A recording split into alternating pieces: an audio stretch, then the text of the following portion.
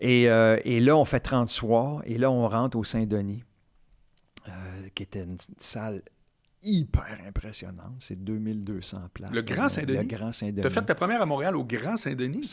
Là, je te passe sans prétention. Je te Non, mais c'est quand même à souligner. 50 soirs. Quoi? Combien? 50 soirs. Ton premier show, tu as fait 50 fois le Saint-Denis. Ouais. Tu as vendu 100 000 billets juste au Saint-Denis. C'est pas fini. Ce show-là a fait 400 000. Salut tout le monde et bienvenue au spécial du Gérant, un autre épisode succulent avec mon invité Alain Choquette. Mais tout d'abord, je veux remercier bien entendu, comme à chaque épisode, la gang du Midway, Moqueur, Marion et Chez Miller, le tout nouveau bar sportif. Tous ces beaux bars, un à côté du Club Soda, le Midway, Marion, Moqueur et Chez Miller, à Tatekhen, Ontario. Mais on en reparle plus tard. N'oubliez pas, vous pouvez avoir accès à tous mes épisodes avant tout le monde sans aucune publicité en allant sur mon Patreon, dont voici la prestigieuse adresse. Et voici, mesdames, messieurs, nul autre que Alain Choquette. Salut Alain.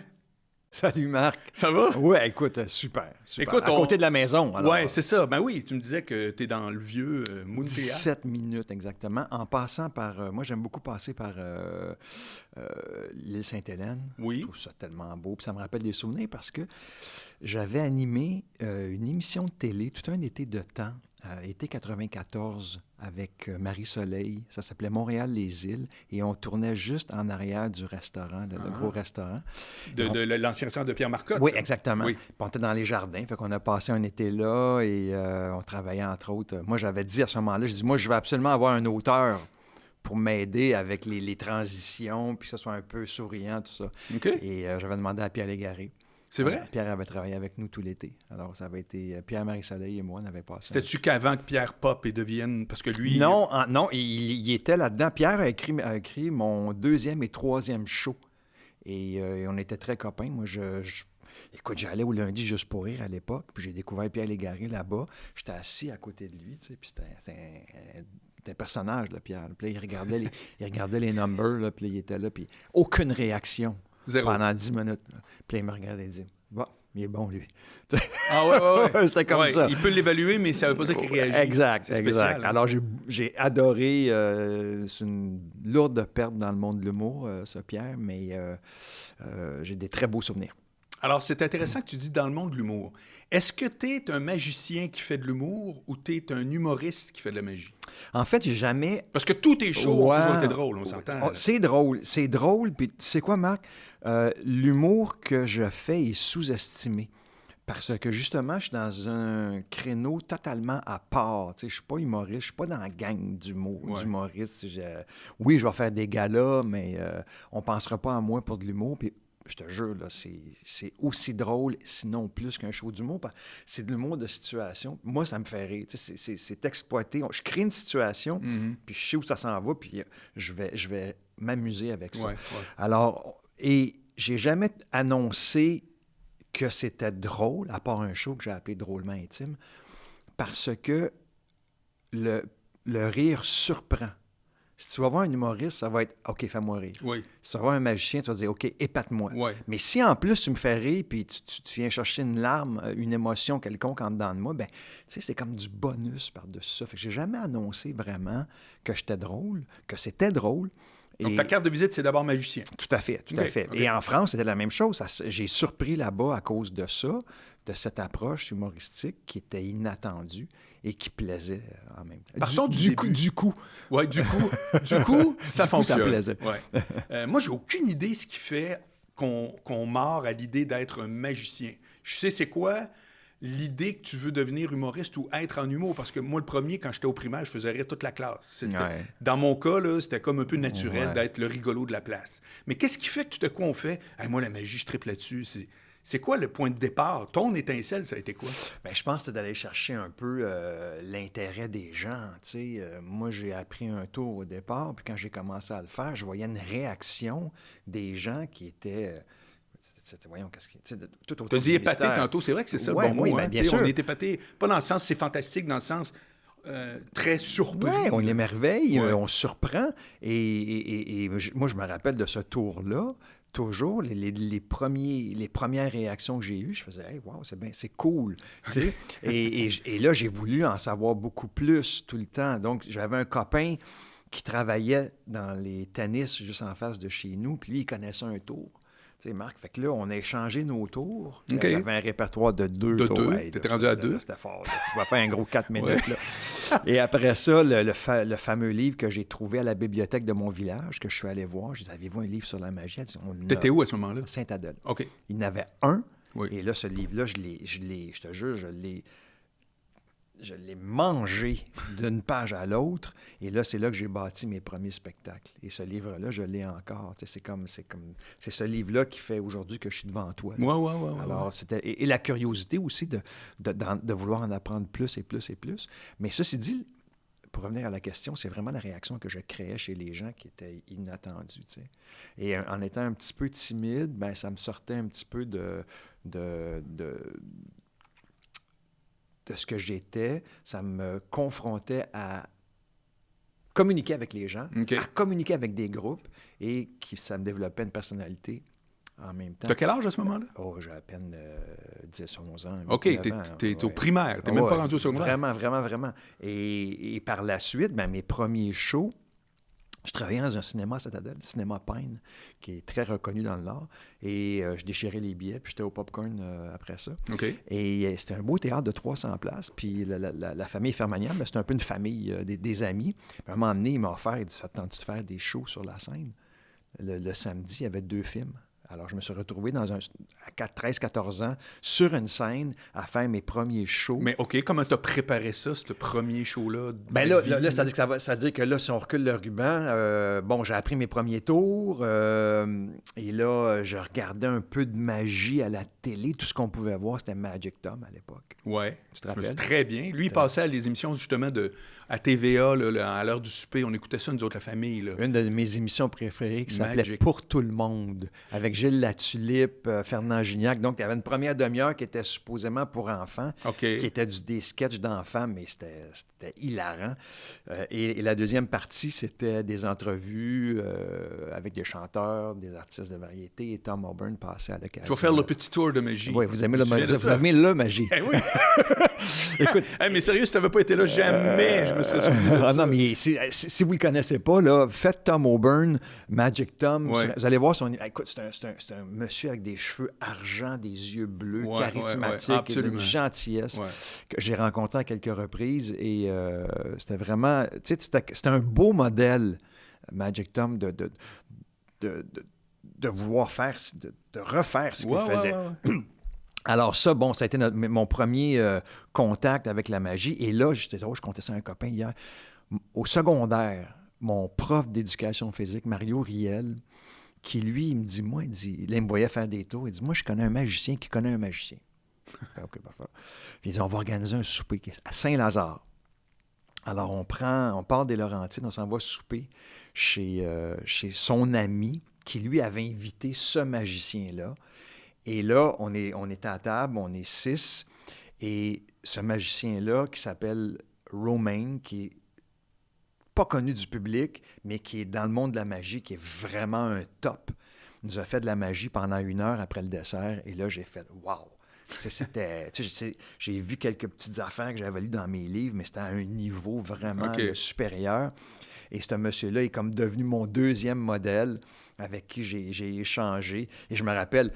Le soir, quand ce souper a fini, je dis « Hey, Romain, je dis, vous aviez un conseil à me donner, là. Puis c'est un anglophone, qu'est-ce que vous me diriez? » Il dit « Écoute bien, là. Magic, keep it as a hobby. » Ah! Ouais. Vraiment? Tu vois, ouais. Crime d'honneur. Ouais, ah. c'est ça.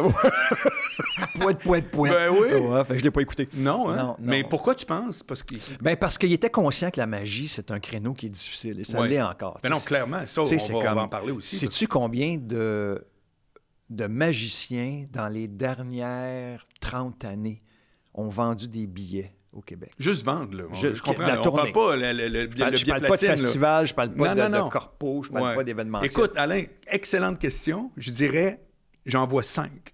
Mais c'est peut-être 3. Exact. C'est 3. C'est incroyable. C'est 3. Ouais. Donc, le marché, il est hyper limité, tu sais, à moins de faire des spectacles dans les écoles, dans les fêtes d'enfants, des trucs comme ça, développer ce marché-là, c'est limité. Moi, mon père m'a forcé à aller aux études. C'est quoi? En biologie. OK. De toute façon, moi, je voulais être chiropraticien, puis je voulais qu'une forme de magie. Et le cours, ça donnait aux États-Unis. Donc, je travaillais, je faisais des shows pour ramasser de l'argent pour aller faire mon cours, que j'ai jamais fait finalement. OK. Mais non, puis si j'avais un gars aujourd'hui, c'est la même chose que le hockey. Tu sais, le hockey, c'est 1% des jeunes qui vont C'est drôle à l'école sortir les cartes, là. Oui, mais c'est de là ça. à dire, j'en fais une carrière. C'est bon chance. Là, Oui, c'est downer, mais c'est encore plus réaliste que humoriste, là. Humoriste, il y en a, puis il y a de la place. Maintenant, quand je dis réaliste, en voulant dire... mais maintenant, Marc, le domaine, là, remonte dans les années 90. Là. Non, c'est encore très difficile. Écoute-moi, c'est clair qu'il n'y a pas de marché pour encourager un jeune à dire tu vas être un humoriste, tu vas être un magicien, puis tu vas vendre des tickets. Je te suis, là. Non. Mais je trouve juste que quand quelqu'un qui est déjà extrêmement bon te dit « keep it as a hobby », ouais. C'est downer, mais dans ce cas-là, c'est dur d'argumenter. Tu vois ce que je veux dire? Alors, pourquoi tu as eu la tête dure de même? Ben, en fait, la magie, moi, je voulais pas m'en aller là. C'est arrivé parce que j'ai pris une année sabbatique et là, j'avais un job que j'adorais dans l'hôtellerie. J'aimais l'hôtellerie. Je travaillais à l'Estérel, qui était un petit 135 chambres sur le bord d'un lac. Quoi? Tu faisais quoi? Tout. Okay. J'étais concessionnaire des sports nautiques l'été. Je m'occupais de l'animation. J'étais en vente, j'étais aux relations publiques. Et là, j'ai touché à tout. Là.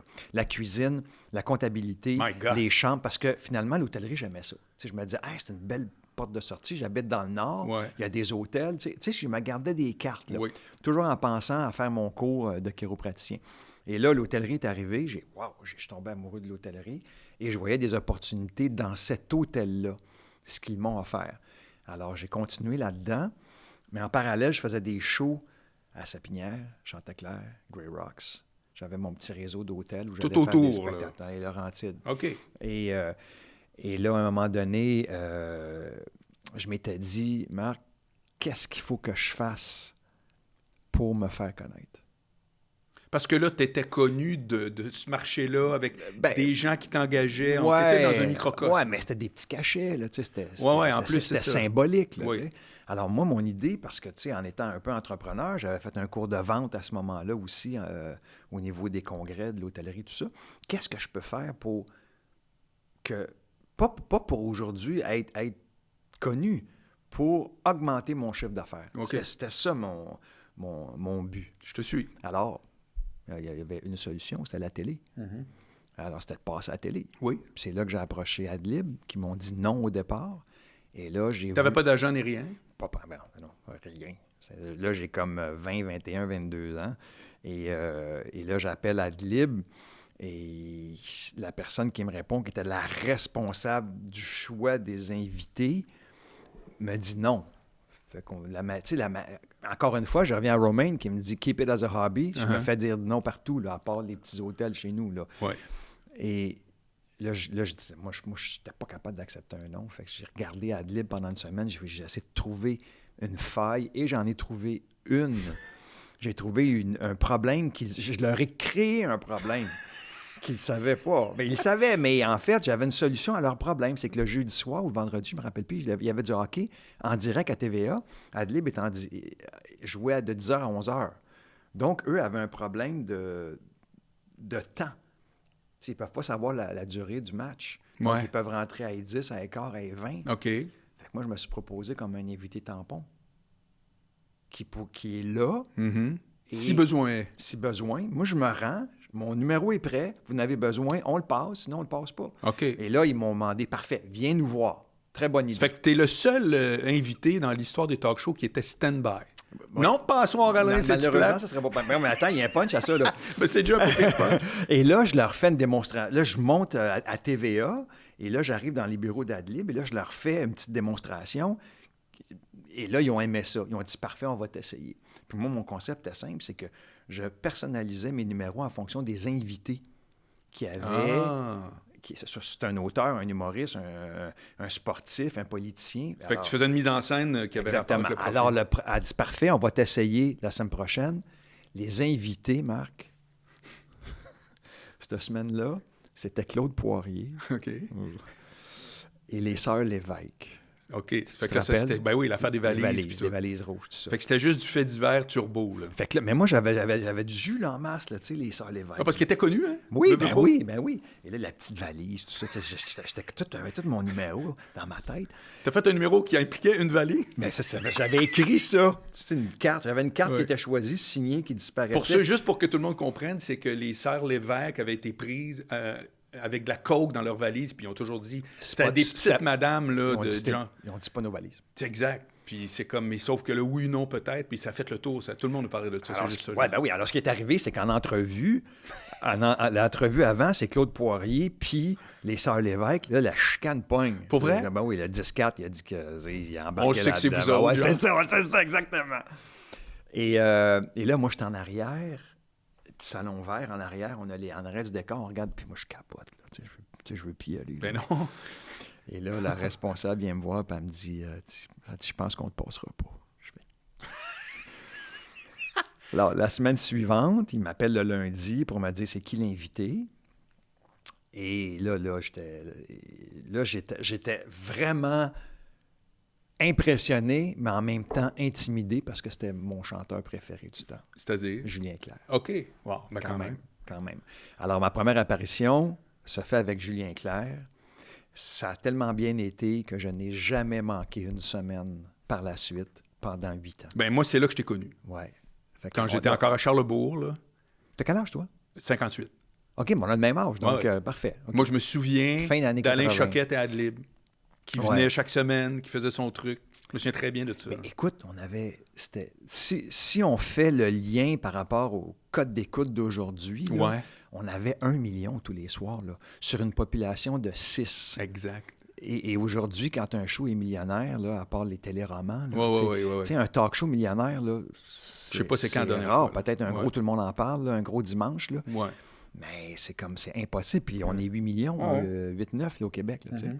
Alors, c'était vraiment un exploit. C'était super écouté. Mais tu sais que les codes d'écoute de Capitaine Bonhomme puis ces patentes-là, c'était ça. là. Ben oui. Tout le monde était à la même place. C'est ça qui était... C'est parce que ça touchait tout le monde. Ouais, Moi, je direct. rencontre beaucoup de gens aujourd'hui qui me disent... Oh, mais Coallier était bon aussi, il faut le dire. Écoute, Sérieusement, pour là. moi, ça a été le meilleur. Ben oui. Ça a été le meilleur. Ouais. C'était l'animateur qui mettait en vedette les artistes. Mm. Puis moi, j'ai beaucoup appris en le regardant. OK. Tu sais, c'est comme j'ai vu cet homme-là. Tu veux dire pour ton rendu en spectacle? Ben, en fait, j'ai animé par la suite plusieurs émissions. J'ai fait Oui. des entrevues. Puis j'ai tellement observé Jean-Pierre que ça m'a beaucoup, beaucoup inspiré OK. dans sa façon de faire, dans sa façon de rebondir sur quelque chose, d'utiliser une situation. Autant il pouvait interviewer un Patrick Huard en personnage, autant 5 minutes après, c'était un auteur duquel il avait lu le livre, là, tu sais. Alors, c'était vraiment un cadeau de la vie. Et en plus, quand je faisais mes numéros, il était super client.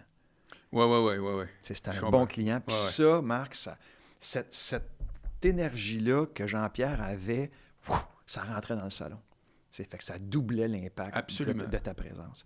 Fait que donc, ça a été un beau cadeau de la vie. Et, ça a duré 8 ans quand même. C'est souvent ça que je trouve qui est difficile avec certaines radios. C'est que autour de la table, il n'y a pas l'ADN d'embarquer. Tu sais. Hmm.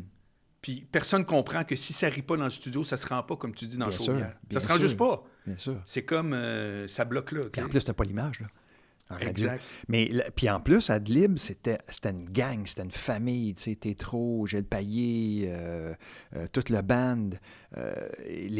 T'avais quelques artistes qui venaient régulièrement, Donald Pilon. Alors, Patrick, et ça, ben, ça faisait que c'était qu'on avait hâte de se retrouver, puis on avait du fun. Tu sais, il n'y avait pas de stress, puis on se jouait des tours. Ouais. Autant le régisseur, les caméramans, c'est la même gang, tu sais. Puis Jean-Pierre embarquait toujours le public qui arrivait, il y en avait 50, 60. Jean-Pierre les mettait dans l'ambiance de l'émission. Puis tu sais, c'était vraiment, vraiment... je suis fier d'avoir fait partie de cette t'as raison. émission-là. Et là, à partir de là, ça propulse, je suppose, bien des affaires. Ouais, là... C'est-à-dire que tu sors de tes Laurentides, Ouais, inévitablement. là, mon corpo va bien. OK. Là, vraiment. Et, C'est que tu as commencé par être un gars de corpo. tout carrément. OK. Carrément. Et là, le corpo, ça va super bien. Je suis approché par Pierre Gravel à Granby, Absolument. qui était la boîte de festivals et de d'événementiels et de corpo, oui. corporatifs. Pour les gens qui ne savent pas c'est quoi un corpo, c'est comme un congrès. Tu vas dans un congrès, tu fais un show. Voilà. C'est qu'il n'y a pas de vente de billets. une fête de Noël. Tu es engagé pour un regroupement d'employés, puis il n'y a pas de vente de billets. C'est genre, t'es là, Un les mariage gens sont là. même. C'est Bon, ça, par de exemple, ben oui. c'est ça. Et écoute, là, ça va tellement bien. On est à peu près entre 80 et 100 corpos par année, Quand même, ce qui hein? était énorme. Hey. Et là, je me Ça veut dire bâtis. que tu jouais 2 fois par semaine, minimum. Ah, oui. Ben, des fois, ça vient plus par bloc. Ouais. Et moi, alors là, j'ai rencontré quelqu'un dans le cadre, parce que j'allais faire les lundis juste pour rire, et il y avait un gars qui s'appelait Mario Boivin qui faisait les auditions, qui lui tripait un peu sur... Qu'est-ce que tu veux dire par il faisait les auditions? Il s'occupait des auditions pour Juste pour rire? Oui, ben, OK. en fait, pas pour Juste pour rire, pour les lundis Juste pour rire. Oui, OK. OK? OK. Et les lundis Juste pour rire, ça, c'était vraiment un baromètre de savoir t'es bon ou t'es poche. Oui. Parce que le public était super connaisseur. Tu sais, c'est juste un petit peu après Ding et Dong. Là, tu sais. Alors, ça se passait au Club Soda sur Avenue du Parc. Et Mario, à un moment donné, vient me voir et dit « As-tu quelqu'un pour t'aider? » J'ai dit non. Il dit « Je peux te prendre en main. » Et là, lui, il m'a tout structuré, tout mon corpo, jusqu'à me trouver un entrepôt pour placer mon stock. On a trouvé un sonorisateur, Serge Tremblay, qui est décédé malheureusement. Et j'avais ma petite équipe. Alors, moi, j'avais plus à penser à... Tu sais, avant, quand je partais avec mes valises... Ah, ben, là, tu fais tout ça. Là, je montais toutes mes affaires. Absolument. Puis là, OK, le gars du son, tu vas faire ça. Puis là, le client vient dire, ouais, finalement, ça change, puis bon, blablabla. C'est ça. Oui. Finalement, tu vas faire 20 au lieu d'une heure. Tout ça. Ou ben non, tu vas faire 1 heure au lieu de 20. Ouais. Alors, Mario m'avait bien structuré et ça fonctionnait super bien. Et chez Gravel, on était super satisfaits. On avait une belle relation, tout ça. T'as appelé chez Gravel? Moi, j'ai travaillé longtemps avec Gravel. Oui, tu étais là, toi, c'est vrai. Bien, absolument. Mais moi, Anthony et Morancy étaient chez Gravel. OK. Jean-Michel était à Juste pour rire, en Actil. Ouais, Puis ça exactement. marchait très bien chez Gravel. Non, mais c'était J'avais top, une excellente là. relation avec lui. Je l'ai invité à mon podcast, C'est vrai? mais il se fait plus vieux, Ouais, puis on m'a puis dit que fragile. c'est ça. Ouais. Ça donnait pas, mais je voulais vraiment l'avoir. Ben Non, mais c'était une icône, là, tu sais. Puis lui, il en aurait à raconter, là, tu sais. Moi, je me rappelle, dans un meeting, là, tu sais, on lui posait 2-3 questions, là, puis il nous racontait toute l'évolution d'André mon Philippe et tout ça, là, tu sais. Sa vision du c'est, corpo. c'est toi qui l'avais approché ou vice-versa? C'est lui qui m'a approché. OK. C'est lui qui m'a approché. OK. C'est qu'il t'a vu à la télé. Oui, exactement. OK. Et il dit, moi, je pourrais te faire ton... Puis il y avait... Je pense pas qu'il y avait de magicien. Je me rappelle pas, je pense qu'il n'y avait pas de magicien à ce moment-là dans le... Et là, par la suite, ben, lui, ce qu'il faisait, il avait une super relation avec Avanti Spectacle, Toutes ces shows étaient produits. avec Jean-Claude L'Espérance, qui est décédé il y a quelques semaines. Et lui a approché Jean-Claude pour faire une tournée. Finalement. Absolument. Et évidemment, ben, tu sais, show de magie, je suis pas sûr. Nanana. Alors, ils sont venus me voir en corpo. OK. Toute l'équipe d'avant, bien sûr, à Saint-Hyacinthe. OK. Oui. Et un 300-400 personnes. Mais j'étais bien baveux dans ce temps-là. J'étais pas... tu sais, je me moquais un peu des gens. Mais ça marchait. Et, Attends un peu, là, précise. Ben, maintenant, tu fais monter une personne sur la scène. Tu sais, j'avais des lignes un petit peu pas fines. Là, tu sais, Oui, mais ça marchait.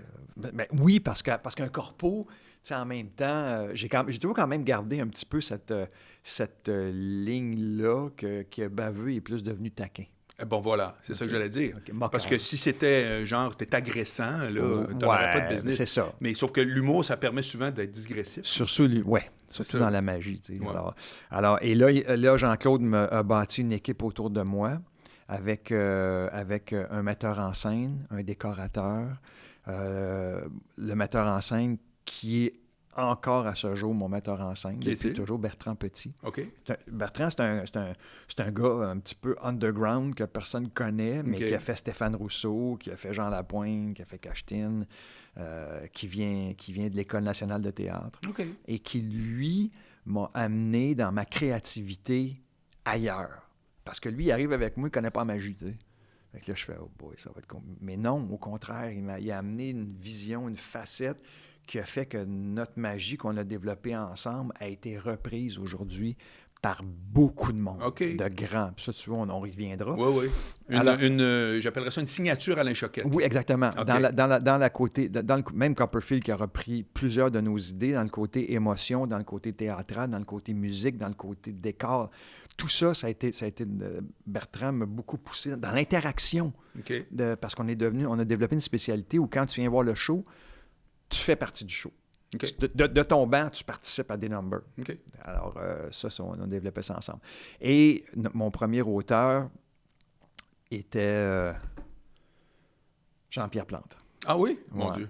Ouais, fait que, tu sais, il y avait Crime. des gros points, Ben oui, des grosses ben oui. pointures. Là, tu sais. Ouais. Et Jean-Pierre qui était Mais encore là, lui, il a été amené par Avanti parce que.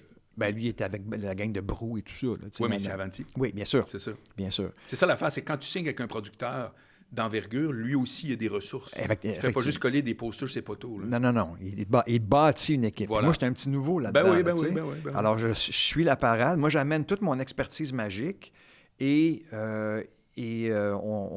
Pierre Labonté qui nous a fait des décors de fou, qui lui, encore c'est un nom qui ne dit rien, mais lui, il a fait souvent des décors pour les galas, la disque et compagnie. Tu sais.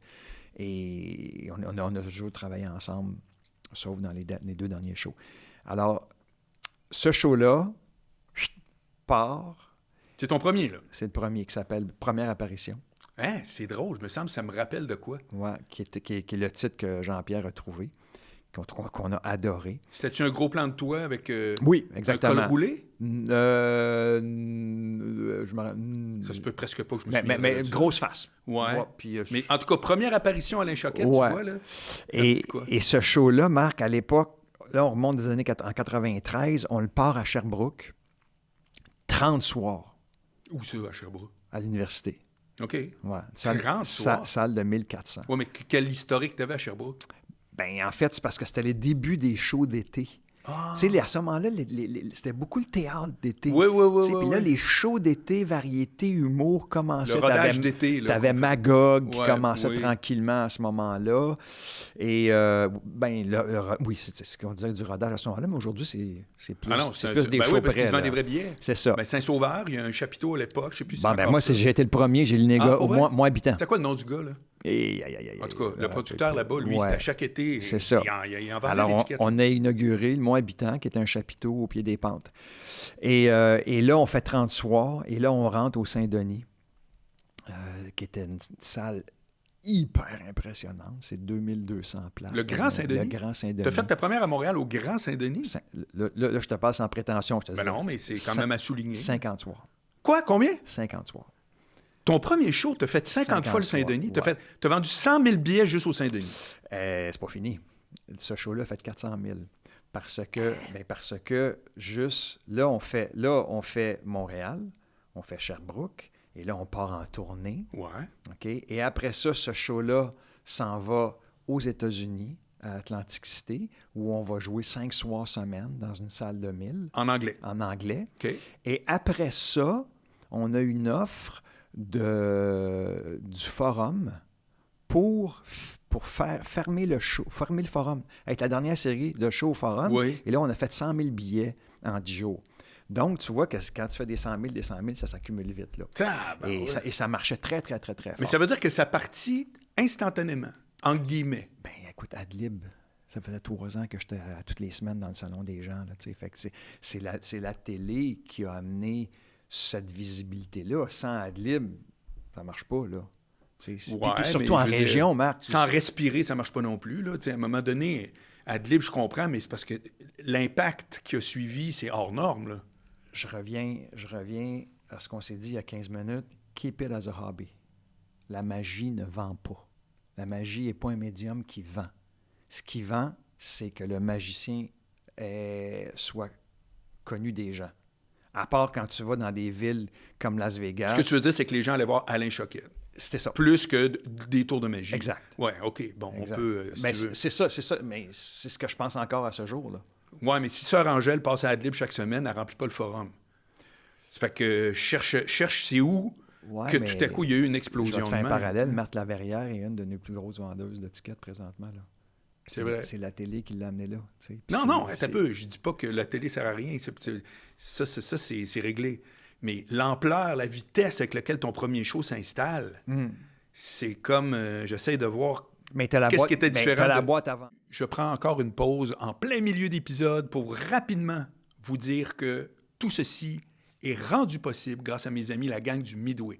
Le Midway bar à cocktail juste à côté du Club Soda, Saint-Laurent, Sainte-Catherine et les 3 autres places, dont le petit nouveau, chez Miller, bar sportif, les écrans, breuvage abordable, etc. C'est Atataken et Ontario avec la taverne chez Marion et aussi le Moqueur qui est un bar-resto louisianais. Je les remercie vraiment et j'aime surtout le staff là-bas que je visite sur une base régulière. Puis en passant, mes amis humoristes, si vous avez une première qui s'en vient cet automne, cet hiver ou à venir, ben, les salles de spectacle Olympia, Jésus, Place des Arts, c'est proche de tous ces bars-là. Appelez-le et dites-leur que je vous envoie, puis ils vont vous faire un after-show qui va être A1, je vous le garantis. Alors, merci encore à toute cette belle gang. C'était la machine là, qui pousse. Puis on avait des pubs pleine page dans le Journal de Montréal dans ce temps-là. Tu sais, c'était de la page au complet, puis il y avait comme peut-être 7-8 shows qu'on annonçait dans le cahier week-end, là. Puis la pleine... Tu sais, c'était big, là. Mais toi, tu dois capoter.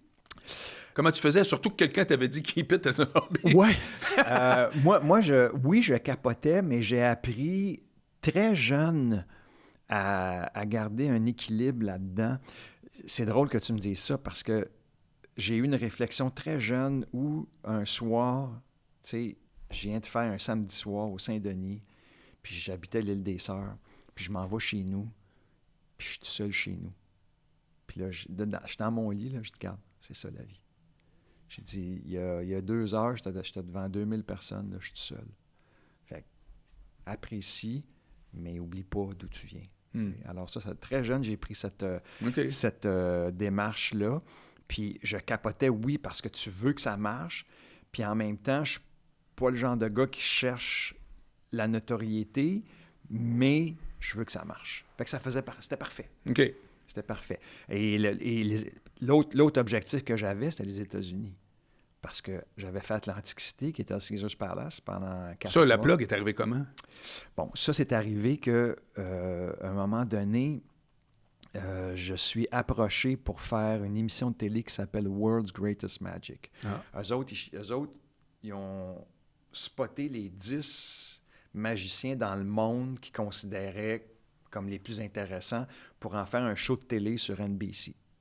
OK? Donc, ils sont venus voir mon show. Ils ont dit, OK, on bourrait tel numéro. Je dis, parfait.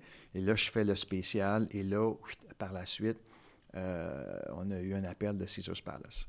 Ils sont venus voir le show au Saint-Denis. Ils ont dit, on adore le show, mais ça nous prend une finale. Qu'est-ce que ça veut dire? Ben, ma finale n'était pas assez forte pour eux autres. OK. Ça veut dire que la finale était bonne pour quelqu'un, pour un endroit où les gens te connaissent, mais pour commercialiser autour d'un gars qui n'est pas connu, ça nous prend quelque chose qui va accrocher. C'est bon. Alors, nous autres, on part en création, tout ça. Et là, on a créé ce qui va être un de mes numéros préférés, la disparition de 12 personnes de la salle qui sont choisies au hasard, qui montent sur une plateforme et qui disparaissent. OK. Qui sera repris par Copperfield plus tard pendant 12 ans. Et ça leur permettait d'écrire « Tonight, Caesars Palace, Magic Show, are you ready to disappear? It might be you. » Alors, tu sais, fait qu'il y avait de quoi créer un intérêt sans que... On vendait plus le show que le gars. C'était parfait. Oui. C'était parfait. L'inverse d'au Québec? Oui, exactement. Et là, par la suite, il y a eu... je suis allé faire des séries de spectacles au Caesars Palace à Vegas, où il y avait un endroit qui s'appelait Caesars Magical Empire, qui était un peu comme un endroit où c'était comme un endroit magique, là. C'était souper spectacle. Il y avait une salle de 300, et moi, je pouvais faire comme à peu près 5-6 shows par soir de 35 minutes dans une salle de 300. Et par la suite, il y aura eu une demande qui va arriver du casino juste en face qui est en construction, qui est le Paris-Las Vegas, où là, je vais être le premier show à jouer l'autre bord de la rue, 6 mois dans une salle de 1000. Donc ça, c'était l'histoire. Quelle année à peu près? Là, on est en 99. OK. Mais avant ça, il y avait eu un autre show qui s'est appelé Jeux de vilain, où c'est là que j'ai commencé à être beaucoup en interaction avec les gens. Et là j'avais du fun. Et là, il y a quelque chose qui s'est déclenché à ce moment-là où je commençais à préférer plus être en relation avec le spectateur qu'être En performance. spectaculaire. Oui, exactement. Ouais. Et là, ça a tout changé, la façon de créer les prochains numéros qui vont suivre par la suite. Et il y a des idées que j'ai créées il y a 30 ans que je reprends aujourd'hui Ah ouais? parce que j'ai pas été capable de trouver mieux OK.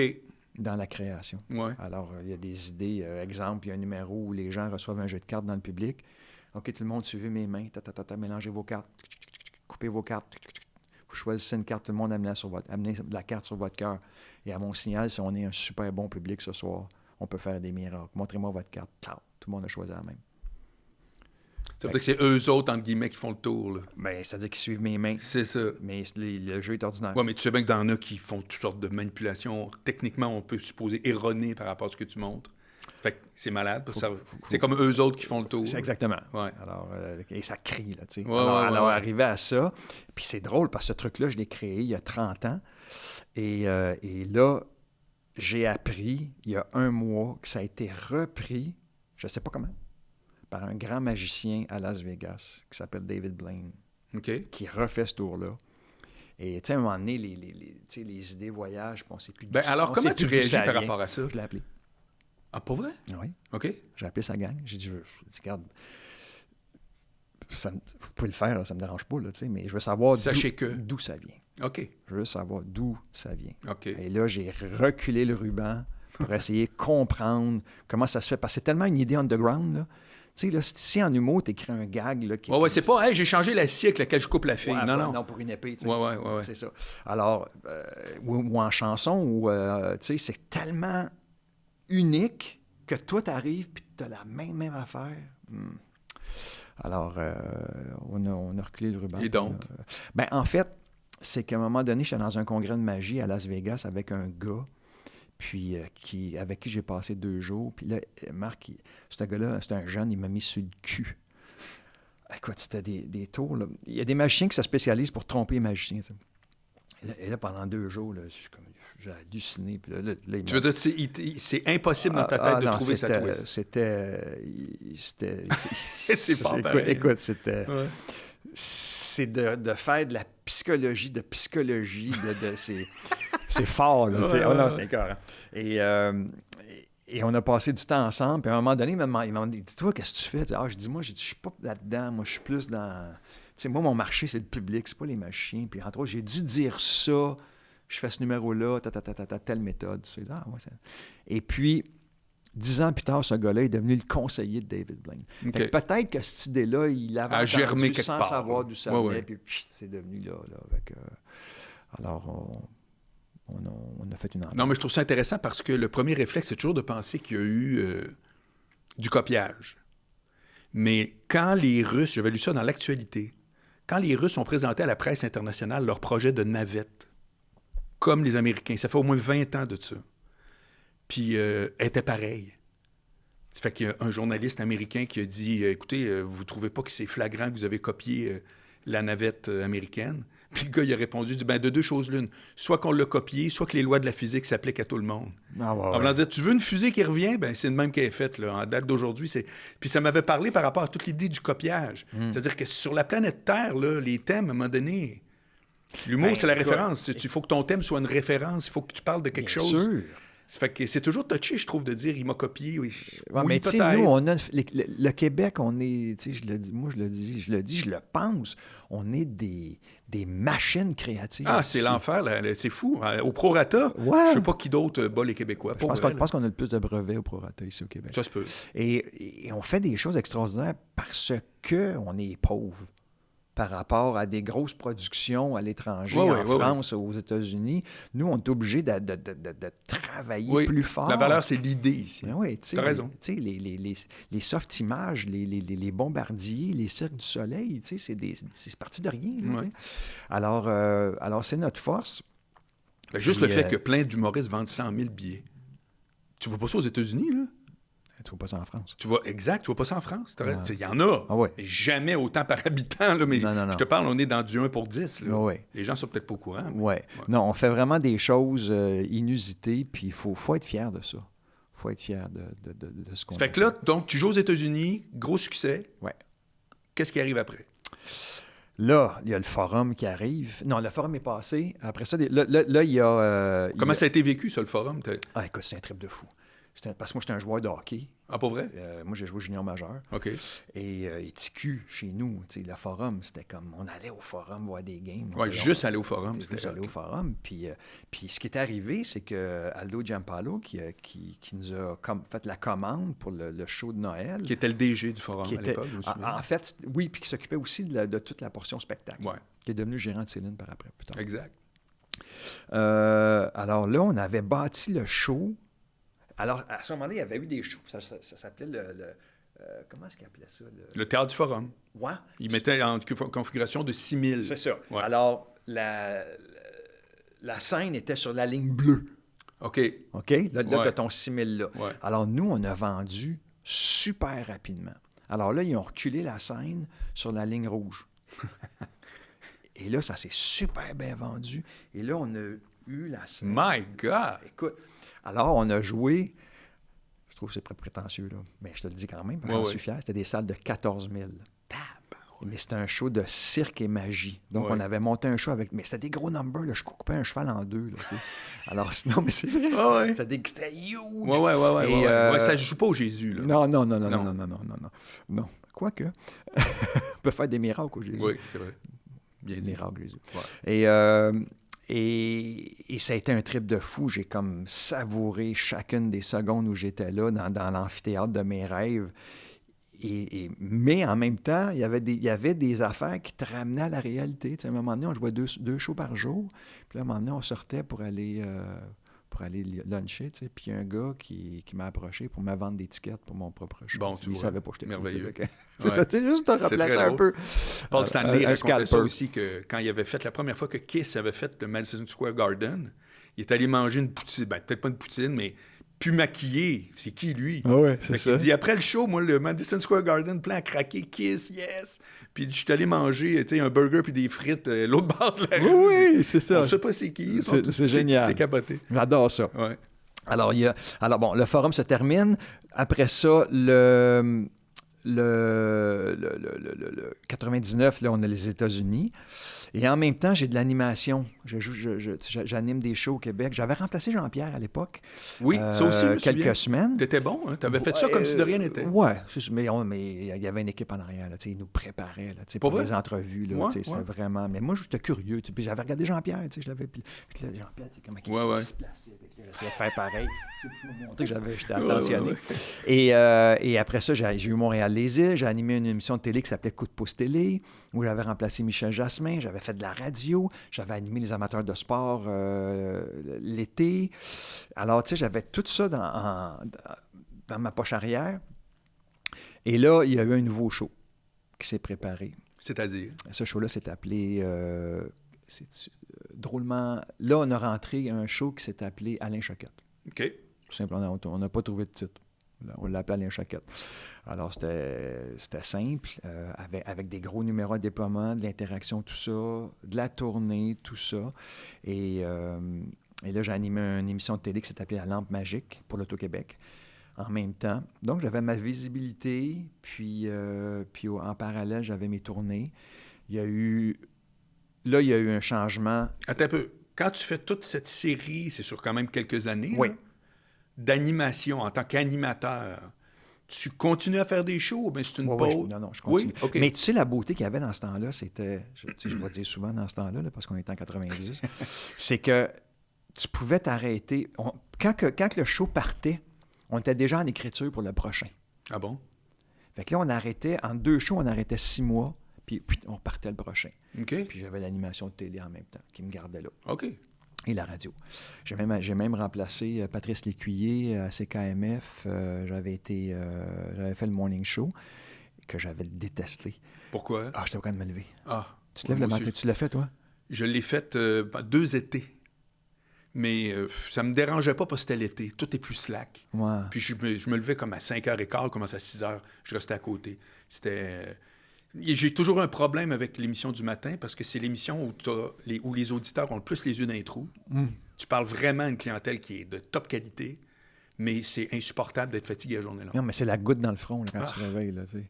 Alors, j'avais animé les Grandes Gueules avec Mario Tessier et José Godette. Ouais. Alors, j'avais tous ces petits projets-là.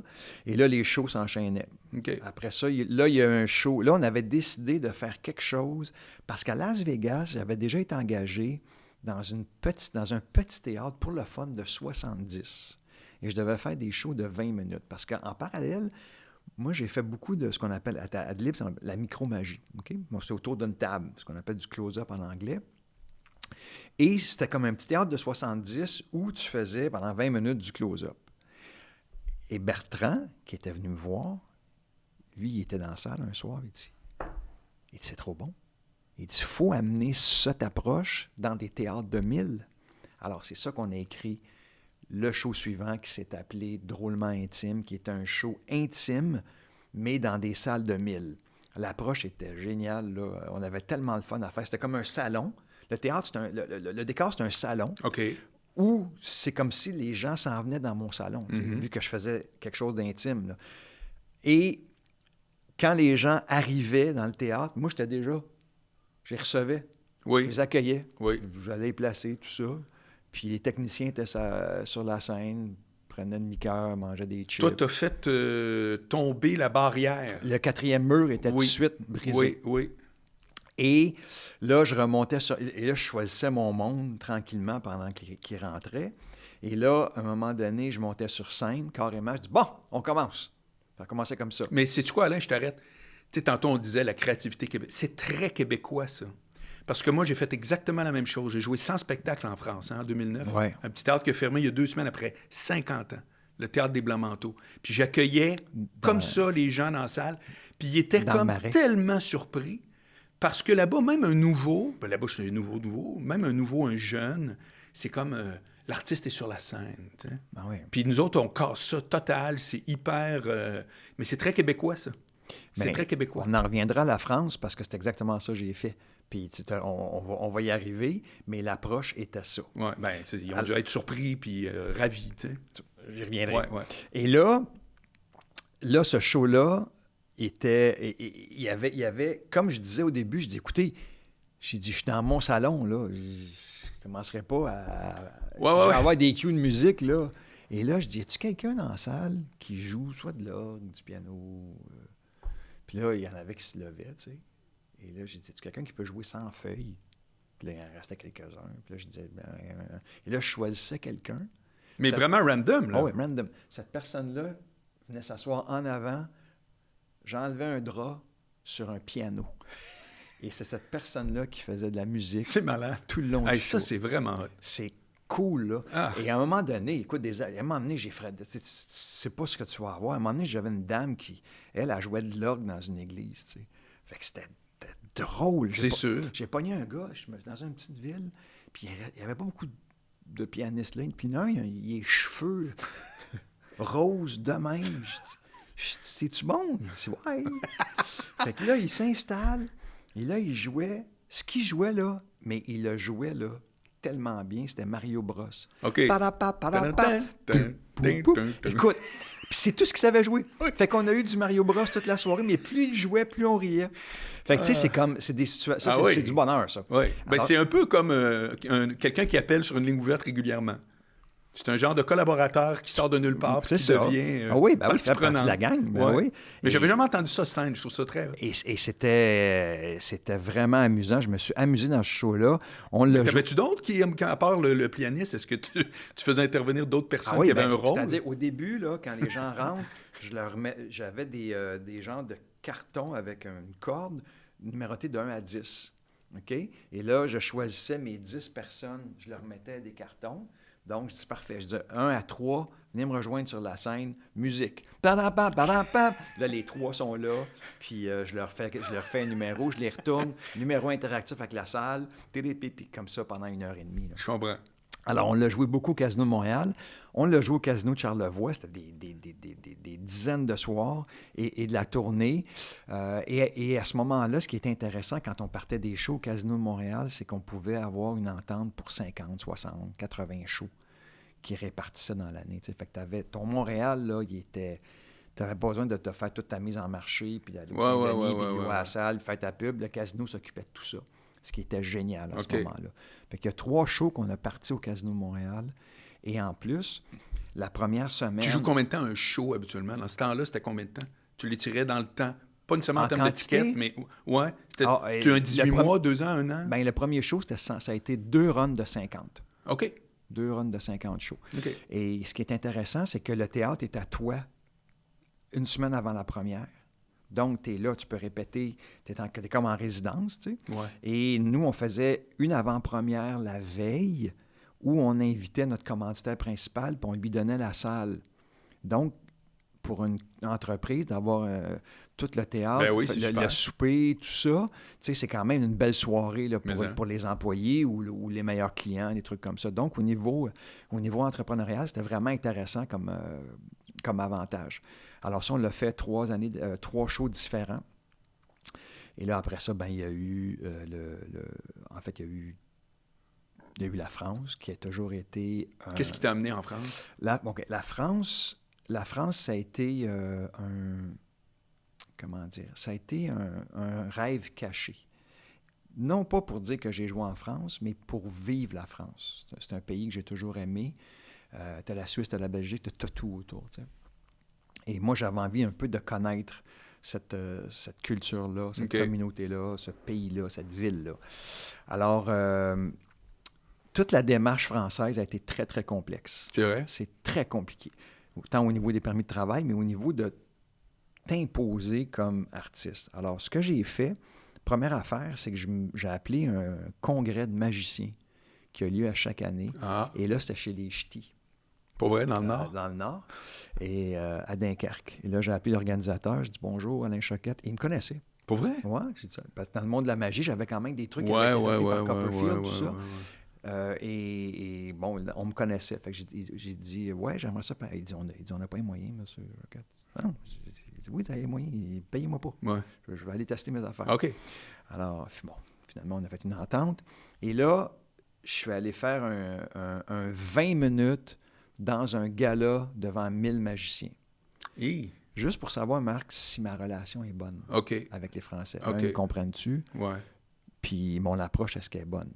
Oui, mais c'est un peu, c'est pas un vrai test, là. T'es pas devant du public, t'es devant des pairs peut-être trop sévères ou autres, non? Trop bon. Très bon public. C'est le contraire. Pas vrai? Ouais. Les magiciens adorent la magie. Ah, OK. Non, mais souvent aussi les humoristes, là, ceci étant dit, mais je trouve... OK, mais en tout cas, bref, tant mieux. Là. Ouais. Alors là, je reviens chez nous. Et là, dans le congrès, j'avais rencontré un gars qui me dit « Toi, si jamais tu veux venir jouer chez nous, il dit, je vais t'organiser ça. » Je fais « OK », je prends son nom en note, tout ça. Et là, je l'appelle. J'ai dit « Ouais, j'ai dit, je descendrai. » J'ai dit « T'es-tu capable de me remplir une salle? » Il dit « J'ai une salle de 300 places. » Je dis « Garde, j'ai dit, vends les billets, 5 €, garde l'argent. » Je dis « Moi, je m'en viens. » Oui. Là, je suis parti avec Bertrand, 2 petites valises. On a fait 1 heure, 1 heure et quart de show et ça a fonctionné. OK. C'est-à-dire que j'ai eu le même fun, même plaisir, même contact que j'avais au Québec. Tout était pareil. Et là, on a rencontré... Et là, je rencontre le gérant de Stéphane Rousseau. Villeneuve. Régent Villeneuve, aux Enfants terribles, sur Bernard. Et là, j'ai dit, Régent, j'aimerais ça que tu me réfères à quelqu'un. Et là, elle m'a référé à la dame qui a parti Stéphane et Anthony Cavana en France. Et là, elle m'a organisé 4 soirs dans un petit théâtre de 130 places qui s'appelle le Petit Gymnase. Le gymnase, ça existe. Puis il y a sa petite salle. Il y a la petite salle de 130, sur Bonne Nouvelle. Et là, je m'installe là et elle a fait venir des tourneurs, des producteurs. Et là, je fais mon show d'1 heure, 1 heure et quart. Le premier soir, on a 3 invitations pour, tout de suite après le show, pour rencontrer 3 producteurs. Wow. 3. OK. Et là, on les rencontre. Là, j'étais avec Bertrand. OK, juste toi et Bertrand? Oui. Ça fait que Régent Villeneuve n'a jamais voulu dire « Ouais, je vais travailler avec moi. » Régent n'était plus là-dedans. OK. Il était plus... Non, c'était plus... Non, il avait laissé ses restaurants, tout ça, puis il était plus retraité que OK. Puis de toute façon, moi, j'en voulais pas. Tu voulais pas d'agent en France? Bien, en France, oui. Oui. Mais je voulais pas avoir quelqu'un du Québec. Je te suis. Et là, on s'installe au petit gymnase 4 soirs. Et là, on rencontre 3 producteurs. Et là, on est super... Hey, dans le même restaurant, là, ils sont là. On fait comme du... Comment t'appelles ça? Ouais, du speed dating. Oui, c'est ça, exactement. C'est très drôle. Et là, on en choisit un. On the spot? Le lendemain, OK. on était convaincus. C'était Stage Entertainment, qui, eux, sont propriétaires du théâtre Mogador, qui est un des plus beaux théâtres à Paris, qui font surtout du musical. OK. Et ils voulaient avoir une division variété, puis j'aurais été comme le premier artiste qu'ils auraient produit. Et là, on monte une équipe. Fait que je revis un petit peu, là. Hey. Je revis un petit peu l'aventure Avanti. Un auteur, un directeur artistique, mais c'était surtout Bertrand qui menait la baraque. Et là, on part. Parenthèse, il était payé comment, Bertrand? Tu le payais? C'était de ta non. poche? Il y a une grosse étape que je n'ai pas parlé, là, c'est que Avanti a fait faillite OK. à une certaine époque. OK. Moi, j'étais en production avec eux. Jean-Claude était parti. Il avait vendu sa boîte. Et là, ils ont fait faillite. Et moi, je suis comme passé dans la faillite, mais j'ai réacheté la production parce qu'on avait déjà un contrat avec le casino. Donc, on rentrait au casino. Donc, j'ai racheté la production et je suis parti en business avec Bertrand. Donc, on était partenaires. OK. Ouais. Mais il faisait la mise en scène quand même. Oui, je te suis. Mais c'était comme mon gérant. Oui. Partenaire, tous ces mots-là sont là. Et là, on commence à brainstormer l'idée de show, tout ça. Et quelques mois plus tard, on nous annonce qu'il se retire du projet. Parce que c'est mené par une boîte hollandaise qui, eux, ont décidé que le variété, ils n'en voulaient pas. Bon. Fait qu'on se ramasse tout seul. Entre-temps, mais ils m'ont dit, on va toujours te supporter. Entre-temps, je fais partie du show de Brachetti. Arturo Brachetti. Comédie Magic Show qu'on a parti ici, qui est juste pour rire, et qu'on joue à Paris. OK. Donc, je suis là. OK. Au Mogador, pas au Mogador, au Grand Gymnase. Intéressant. OK. Oui, ben oui. Alors, on est au Grand Gymnase, et là, je fais comme un 15 minutes dans ce show-là, mais en même temps, ça me permet de replacer mes billes. Et là, on loue un autre petit théâtre avec l'aide du Mogador, qui nous trouve une petite salle au Théâtre de Paris, une salle de 400 places. On fait venir des producteurs et tout ça, et on sort de là, aucune offre. Ah! Aucun intérêt. C'est bon, c'est bizarre. Sauf un gars qui vient nous voir, qui lui aime beaucoup les Québécois, qui est propriétaire de 2 théâtres, et qui nous offre, il dit, moi, je peux vous prendre en co-réalisation. Parce que tu as 2 types de coproduction là-bas, où le producteur il investit l'argent, où tu es en co-réa, où tu payes le théâtre, tu payes moins cher, et après, tu as un pourcentage. Ben moi, c'était ça quand je te l'ai payé. En co-réalisation. Ouais. Donc, ton théâtre te coûte quelque chose par soir, puis tu splits le reste. C'est ça. Alors, nous autres, on avait une entente. On a fait une entente, et moi, j'étais tellement convaincu de l'impact de ce show-là que j'ai fait go. Là, je ne parlerai pas de chiffres, mais comme investissement, c'était huge. Massif. Mais j'y croyais beaucoup. OK. Et là, mais ça vient qu'un stress, là? Tu n'étais plus juste engagé avec un chèque, là, c'est autre chose. Ouais, mais mettons, toute ma vie, j'avais comme mis un petit peu d'argent de côté. Je me disais, un jour, si ça arrive, je veux le vivre une fois dans ma vie. OK. Là, j'étais all-in, là. OK? Et là, il m'entoure d'une attachée de presse. J'ai toujours mon auteur. Et là, on monte le show.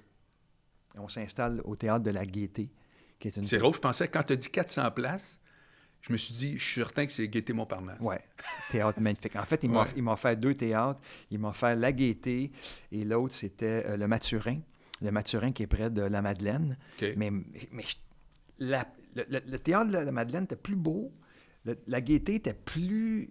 C'était plus Paris. C'est dans la rue de la Gaîté, c'est l'ancienne rue du Plaisir. Il y a d'autres théâtres là, il y a des restos, il y a des cafés. C'était comme... J'aimais mieux ça. Fait que je décide, OK, on y va pour la Gaîté. On s'installe là, et là, on a une entente pour 4 mois. OK? Et on joue 5 à 6 soirs par semaine. Et là, on décide de s'installer au mois d'août. C'est long, mon histoire, quand même. Ben non, c'est parfait. OK. On s'installe au mois d'août. la stratégie du gars, ils disent... Parce que je t'écoute pas, ça me rappelle des souvenirs. OK, pardon. Tu comprends, hein? Et là, on s'installe au mois d'août où Paris est vide. Ah oui, ben oui, exact. Ça, c'est une autre affaire. Il n'y a personne à Paris non, je au sais. mois d'août. Ça, ils sortent comme des déchaînés. Ouais. Ouais. Il n'y a pas de temps, c'est ça. Sauf que la pub coûte rien. Ou presque. Alors, ils nous Tu vois, c'est placardent. cher. Ils nous placardent OK, dans la OK. ville. Et là, l'attaché de presse réussit à inviter des critiques qui ne seraient pas venus en septembre Absolument. parce que moi, j'étais un nobody. Ouais. Ils vont voir les gros shows. Fait que les autres, ils reviennent, mettons, de leurs petites vacances de X où ils sont sur le bord de... Et là, Allez, Marc, écoute, Le Figaro, Le Parisien. Pour vrai? On Tous sait- les gros médias? Tous les gros étaient là. Wow. Et là, on a un bulletin parfait. Télérama, tu connais ça? Absolument. 3T. Ah. 3T, c'est comme Télérama, il cote par des T. Là. Ouais. 1 T, correct. 2 T, très bon. 3 T, exceptionnel. Ouais, Pas de T, reste chez vous. c'est ça. Alors, on a 3 T, ce qui attire les gens qui sont plus underground, qui vont, les gens, les théâtreux, l'affût, là, là. les théâtreux là, Ouais, qui ouais. vont voir les 3 T. Tu sais. Ouais. Et le Théâtre de la Gaîté, qui lui a quand même les gens font confiance à leur choix. Ouais. Alors, ils vont quand même voir les shows, même s'ils ne connaissent pas l'artiste qui est sur scène. Et là, on part. Et eux, ils m'ont pas fait de première. Ils me l'ont pas dit. OK. À un moment donné, les critiques étaient là. Je ne le savais pas. Eh, pas boy. Et L'as-tu su avant le show? Non. Non, OK. J'ai jamais su. Et là, on va prendre un verre de vin après le show, parce qu'on joue à 19h. Et là, ils me disent, tout le monde était là ce soir. Je fais, what? Et là, je fais... Savais-tu été un bon soir? Ben, À c'est tes ça, yeux? c'est ça. Là, tu recules le ruban. Tu sais, Ouais. Je me suis planté. Tu sais, Ouais. ça avait été correct. OK. Et là, ça a été vraiment... Et je reviens à ce que tu as dit tantôt, à ton approche que tu as amenée. Ouais. Moi, là, je sais que les Français, parce que j'ai fait mes devoirs avant, c'est un public qui est très cérébral. Ils veulent comprendre. Ouais, ils s'en ouais. vont au théâtre. Tu sais. Fait que moi, j'arrive là, en commençant, bang, je les assomme avec de l'interactif. Je vais dans le public, je fais monter. Ils sont comme totalement Ah, c'est ça. déstabilisés. Là. Voilà, exact. Et tu l'as vécu. Ouais. Et ça a fait que ça a marché. Ouais. Là, ça a créé une curiosité. Il y a beaucoup, beaucoup d'artistes qui sont venus voir le show. Ce qui faisait comme c'était un petit peu comme le show, le show chouchou. Là. Tu avais un buzz, là. Yeah, c'est ça. Ouais. Puis là-bas, le buzz, il faut que quand c'est parti, que tu continues la Ouais, vague. ouais, OK? ouais. Juste pour te dire, Brachetti, à un moment donné, le show était un succès. Brachetti est parti 3-4 mois en Italie pour faire son show solo. Il est revenu et le Comedy Show n'a jamais été à la hauteur qu'il était. Alors, nous, là, les télés embarquent. Donc là, j'ai les téléjournaux, Drucker. Et là, je deviens régulier sur les plus grands cabarets du monde. Hein, avec Patrick Sébastien? Avec Patrick Sébastien. Sans blague. Alors, comment ça... Régulier? Ben, attends. Là, mon attaché de presse réussit à m'avoir une présence. Et ça, c'est l'émission la plus écoutée en France. Okay? C'était vraiment écouté une fois par mois. Et là... Mais ça passait ici en passant. Hein? Oui, ça... Moi, ma mère écoutait ça. Bien sûr, sur TV5 Monde. Oui. Alors là, moi, mon but, c'est pas d'aller faire un Sébastien, c'est d'être là tout le temps. Donc, tu voulais refaire un ad-lib. Oh, exactement. Hein? Mon Dieu, tu as tout compris. C'est génial. Et là, je demande à mon attaché de presse, je dis comment ça fonctionne. Là, je sais le tour qu'ils veulent. Ils veulent que je fasse le numéro où tout le monde a un jeu de cartes, que je t'explique plus tôt. Oui. Et là, je leur demande comment ça marche, cette histoire-là. Là, elle me dit, écoute, elle dit, la première journée, tu répètes ton numéro devant l'équipe de production, dont Patrick Sébastien, qui lui décide tout. Oh. Et après ça, le lendemain, on a une générale l'après-midi, une italienne, et on tourne le soir. Donc, c'est sur 2 jours. Je dis, OK. Je dis, moi, je ne peux pas être là devant Sébastien puis il faire un tour. Fait que je fais, OK, là, je me prépare. Et là, ma journée, mon tour arrive. J'arrive sur scène. Je dis, bonjour tout le monde. Ah, j'adore l'accent québécois. Ça commence tout de même. Ah, Je suis dans commence.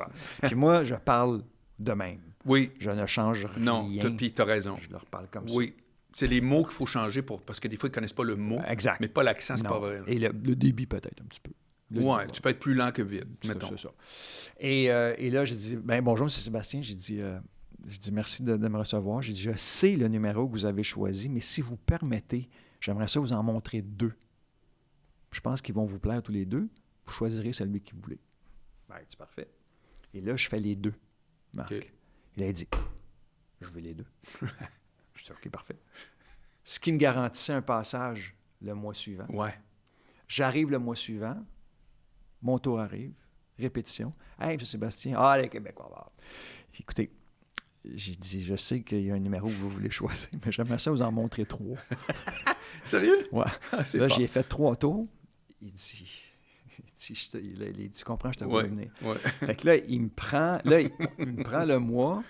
Et là, le troisième mois, j'ai dit, je veux vous rencontrer dans sa loge. J'ai dit, vous savez, c'est quoi mon objectif? Et j'ai très bien compris. J'ai dit, moi, là, j'ai un numéro que je veux faire. Parce que là, on s'en venait pour le spécial du 31 décembre. J'ai dit, moi, j'ai une idée de numéro. Il dit, imaginez, on a un tableau. J'ai dit, là, on a une trentaine des personnalités les plus populaires en France. En politique, en sport, en chanson, au théâtre, au cinéma. On les a, là, les 30. Okay? Et là, on va en éliminer au hasard. À la fin, il va rester un nom. Le tableau se sépare et la dernière personne choisie est derrière le tableau. J'aime ça. Puis il dit, qui t'a en tête? Il me demande à qui j'ai en tête. Il dit, écoutez, moi, j'ai fait mon sondage. Là. Il dit, il y a un artiste en France qui fait l'unanimité. J'arrive pas. Qui fait l'unanimité? Que tout le monde aime. Il n'y en a pas 2, il n'y en a pas 3. Il y en avait un, c'était tout le monde l'aime d'amour. Télé ou scène? Cinéma. Jean Dujardin? Non. Non, mais bon choix quand même. Jean-Paul Belmondo. Ah ben oui. Ah OK. Oui. Non, c'est vrai, il faut qu'on recule un petit peu. C'est ça. Ouais. Mais même jusqu'à la fin. Oui, absolument. Tu as entièrement raison. Icône. Ouais. Alors, il me dit, écoute Alain, il dit, Jean-Paul Belmondo a toujours refusé de venir ici. Deuxièmement, il ne fait plus de télé à cause de sa santé. C'est impossible. Si tu as Jean-Paul Belmondo, il dit, tu restes avec nous tant que tu veux. Il dit, moi, c'est un rêve d'enfant. OK. Et là, moi, j'avais déjà une entrée chez Jean-Paul Belmondo. Ah bon? Qui était venu voir le show. Jean-Paul Belmondo est allé voir ton show? 2 fois. God. La deuxième fois avec sa famille. J'ai mangé avec Jean-Paul Belmondo parce que le directeur du théâtre était un ami de la famille. On a mangé 3-4 fois ensemble. J'ai fait de la magie un peu. Et là, à un moment donné, on se prépare à faire la... Moi, je parlais jamais de rien. Non. Et là, je me prépare pour la grosse demande. Et j'étais en accord avec le gars du théâtre parce que lui, il disait, si toi, tu fais Belmondo au Grand Cabaret, moi, je vends des tickets. Fait qu'il dit, on y va. Fait qu'il organise un brunch.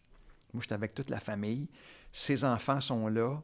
On est 9 autour de la table. 9 ou 8, pour que j'arrive à mon calcul. Là. En tout cas, bref, on a un numéro, on a un chiffre pair. Je pense que c'est 10.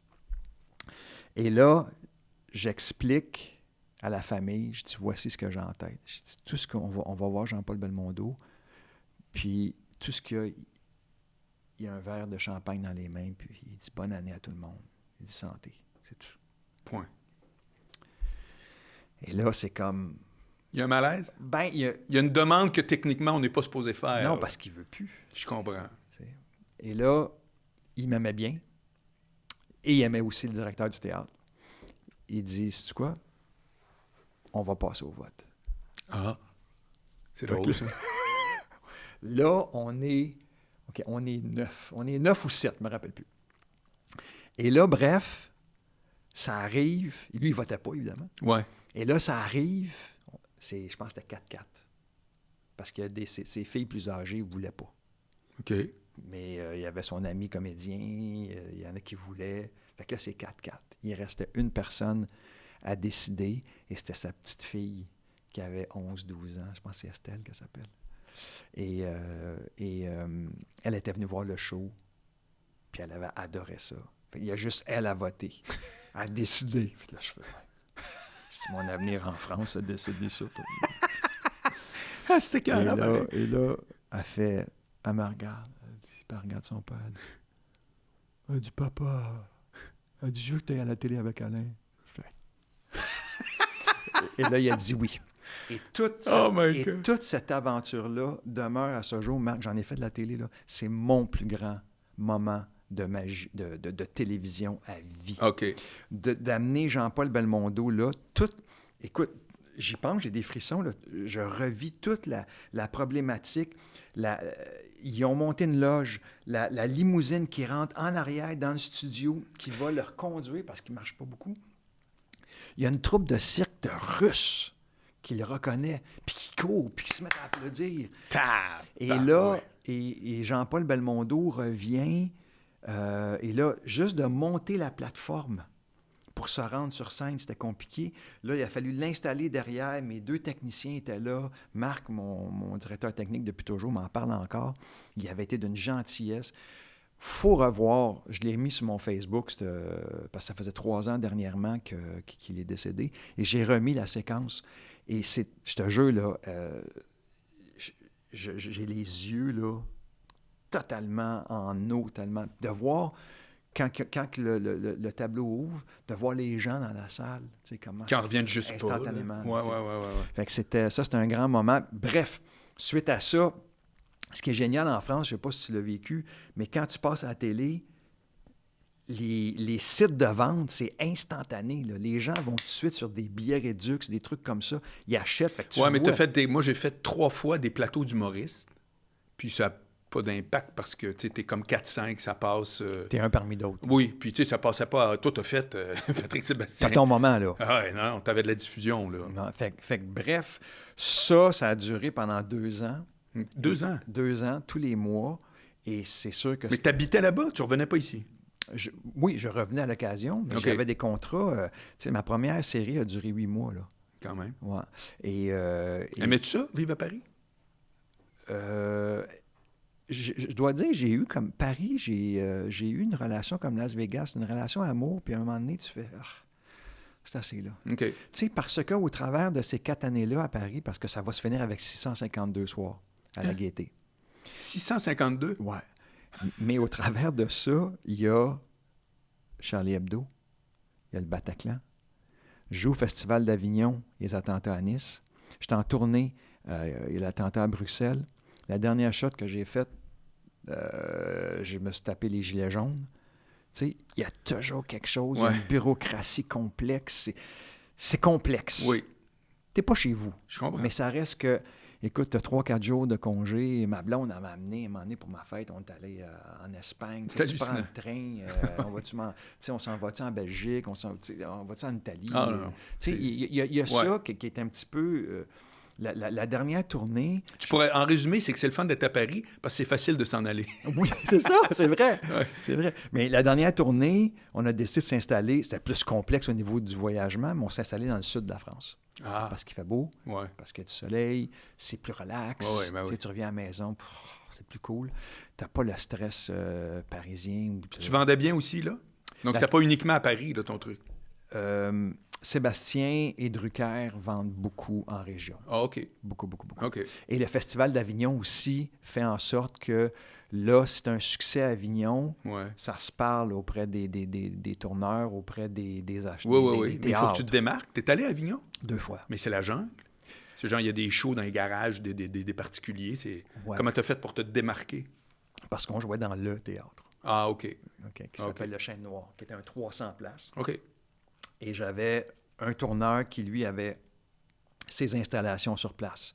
Alors, lui, il invitait les directeurs de théâtre qui venaient voir le show. Et là, il est pincé tout de suite. Là. OK.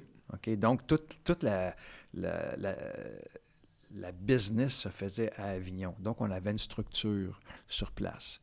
Et Avignon, c'est sur 3-4 semaines. Et la première semaine, c'est là que tu installes ton bouche à oreille. Et si la première semaine, c'est parti, là, il n'y a pas de problème là, pour le reste. Là. Puis une salle de 300, c'est quand même une jauge importante à Avignon là, pour du off. Là. Ah ben oui, parce que comme je t'ai dit, c'est pas une légende. Il y a vraiment du monde qui ils montent dans des échafauds, accrocher leur poster sur une corde à linge en disant qu'à midi, ils vont jouer dans la cour arrière d'un appart. Tu sais, c'est pour... Moi, j'ai passé à Ouais. deux poils d'y aller, puis j'ai fait... Ça serait une belle expérience. Exact. Mais quand t'as pas, comme toi, une équipe ou autre, que c'est un coup d'épée dans l'eau presque assuré. Totalement. Mais là, t'arrives vraiment dans la belle salle et tout. Là, Ouais, t'as mais c'est un vécu trip ça, de là. fou, là. Ouais. Tu sais, Ah ouais. j'en ai en voir des shows de garage, là. Puis Pour vrai? Ouais, t'es comme 20, là. Ouais, ouais. Le Donc, trip. tu peux être J'étais allé 5. voir des magiciens dans des... Ouais. C'est comme... OK, c'est unique, tu sais. Il y avait... Je pense que cette année, c'était 1600 shows par jour. Ouais. Tu sais, Ben, juste à Paris, c'est 300 par jour. Minimum. Ouais, je pense 300 par jour.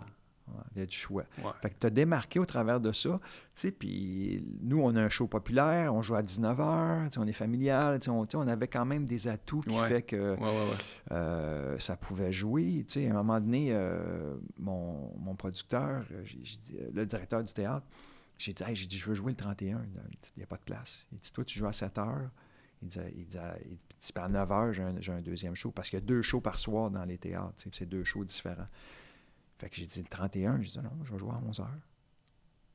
Puis on a joué le 31 à 11h. Puis là-bas, il y a une culture, les gens, ils vont... nous autres, on regarde Bye Bye, les gens, ils vont au théâtre. Ah, puis les prix sont 3 fois le prix. Les billets sont 3 fois le prix. Alors, on jouait à 11h le 31. Ah, c'est malade. Fait que tu sais, il y a tout ça aussi, là. C'est le beau et le mauvais côté de mais c'est une ville... Mais pourquoi tu penses que... Pourquoi j'apprends tout ça à moi aujourd'hui? Oh, là, tu t'en vas loin, là. Comment je pourrais dire? J'ai fait une carrière vraiment... tu sais, je vais donner un exemple. Moi, j'ai jamais été en nomination dans rien. J'ai jamais gagné de prix dans rien.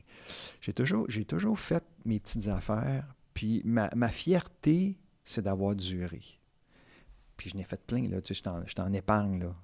Je pourrais t'en conter des histoires. Là. Tu sais, à Avignon, à un moment donné, la première année, le 14 juillet, c'est mon premier soir complet, je m'en vais en vélo, puis je tombe en bas du vélo, je me casse les 2 coudes. Je me casse. Ça, c'était mon premier Avignon. Les 2 bras cassés, j'ai fini à l'hôpital, puis en chirurgie. Fait que, tu sais, il en est arrivé là, des affaires. Là, on a mis le feu au casino à un moment donné. On met le feu parce que mon spot était trop proche du rideau, puis le feu a pogné, puis les gallons d'eau se sont déversés pendant les répétitions. Puis je te reste, tu connais le pavillon? Oui, absolument. Tu as 2 étages de machine. Là. Donc, ça a été fermé pendant 5 jours. Là. Moi, j'étais responsable des pertes et des dégâts. Tu sais. Alors, comment j'ai fait pour m'en sortir? Tu sais, il en est arrivé plein. Mais je sais pas. Je sais pas. Peut-être que j'ai... Tu sais, je peux pas te dire. Moi, je suis content de ce que j'ai vécu. J'arrive plus vers la fin, que j'en ai moins en avant que j'en avais derrière. Là. Puis, je sais pas, ça prend des opportunités comme la tienne pour en parler. Là, mais je sais pas, y en a-tu vraiment beaucoup d'opportunités où on peut parler de ce que tu vis? Écoute, je te donner un exemple. Encore une fois, là, je ramène à ma vieille phrase, keep it as a hobby, la magie, c'est tough. Il y a moins d'intérêt pour la magie qu'il y en a pour l'humour, qu'il y en a pour la chanson. Écoute, j'ai ma 500e qui s'en vient à Paris. C'est pas rien, là. C'est énorme. C'est énorme. C'est pas rien. Et moi, je veux avoir le Journal de Montréal parce que, après ça, je m'en viens faire une série de spectacles au Québec. Absolument. Fait que je veux que le journal me couvre. Ouais. Ils me disent, on n'a pas d'intérêt. Je fais, OK, je vais faire une affaire avec vous. Votre journaliste... J'ai dit, j'y paye son avion, j'y paye son hôtel, je vais l'accompagner, je vais aller le chercher à l'aéroport, je veux l'asseoir dans la salle. Ils ont accepté. Et ça a donné que la veille, j'avais un show en banlieue de Paris. Lui, il est venu voir le show de tournée. Il est venu voir le show à la Gaîté. C'était 2 salles complètes. Mm-hmm. Et il est revenu. Ça m'a donné, la page frontispice, puis je pense 5 pages dans le cahier week-end. God. Tu sais, fait que ça a toujours été, à chaque fois, parce que mon médium, c'est de la magie, peut-être que c'est moins... Mais tu sais, c'est un médium difficile, mais en même temps, il n'y en a pas beaucoup. Fait que c'est les 2 côtés de la médaille. Ouais. Fait que, parce que c'est mais qu'est-ce que tu répondrais si je te renvoie la question? Pourquoi tu penses que... C'est des bonnes pistes. C'est-à-dire que ce que tu fais, c'est une activité marginale.